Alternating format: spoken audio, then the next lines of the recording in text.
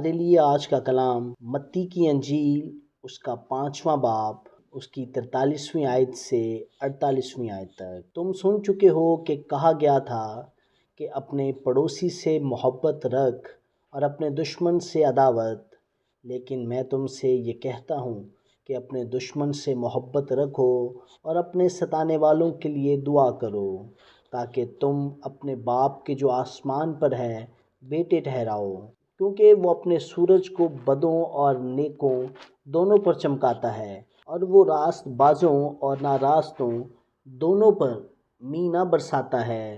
کیونکہ اگر تم اپنے محبت رکھنے والوں ہی سے محبت رکھو تو تمہارے لیے کیا اجر ہے؟ کیا محصول لینے والے بھی ایسا نہیں کرتے؟ اور اگر تم فقط اپنے بھائی ہی کو سلام کرو تو کیا زیادہ کرتے ہو؟ کیا غیر قوموں کے لوگ بھی ایسا نہیں کرتے؟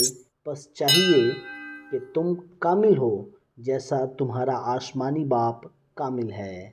آمین۔ خداوند کا پاک کلام پڑھا اور سنا جانا ہم سبوں کے لیے باعث برکت ہو۔ خدا کا شکر ہو۔ آمین۔